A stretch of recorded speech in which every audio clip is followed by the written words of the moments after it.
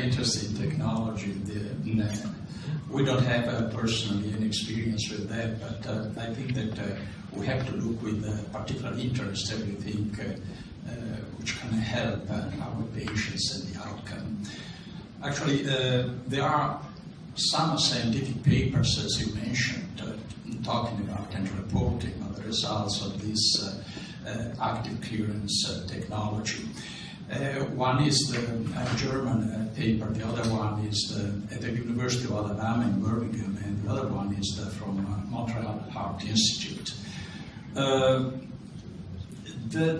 I have some difficulty actually in understanding the reason, the precise mechanism by which postoperative atrial fibrillation is reduced.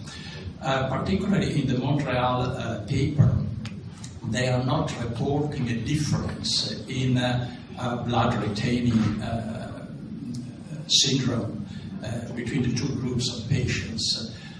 So I wonder how can this have an effect on postoperative atrial fibrillation. I would like you to expand a little bit of the mechanism that you think can be responsible for this beneficial effect of the active clearance technology. How long do I have?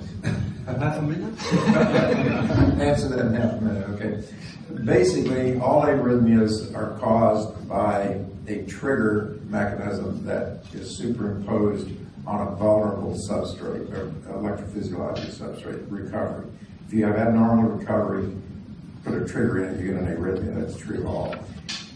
In this case, these 30% of people are coming to the OR with a vulnerable atrium that's capable of being triggered into atrial fib.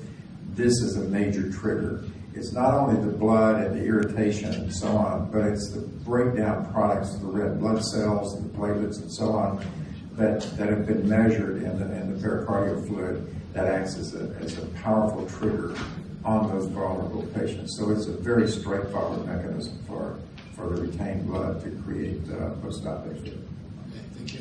Thank you. 30 seconds exactly. Thanks.